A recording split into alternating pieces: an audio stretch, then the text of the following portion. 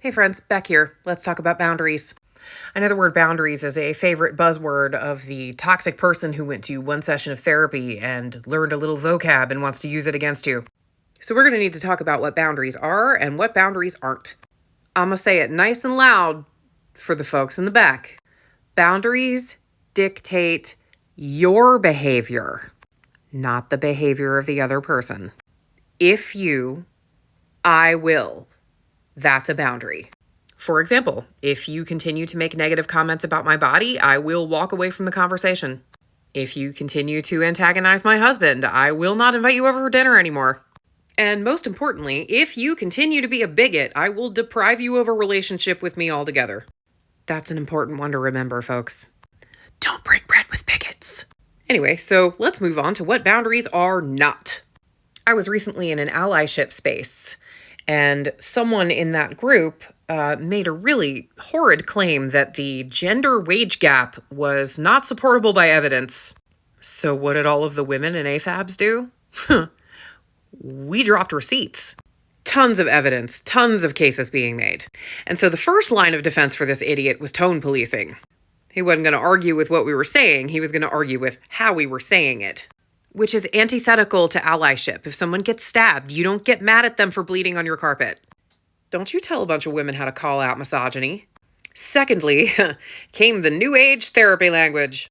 He started to get real uncomfortable with the fact that he was being rightfully called out on sea lioning and on misogyny and on tone policing. So he said, I don't want to talk about this anymore. Respect my boundaries. Really, I laughed.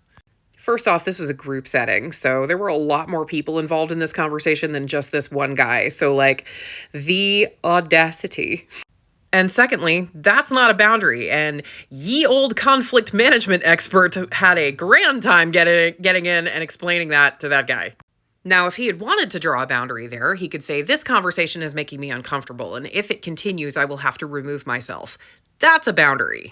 But saying, this is giving me the wiggles and you can't talk about it anymore, that's not a boundary, especially since it was in a group setting.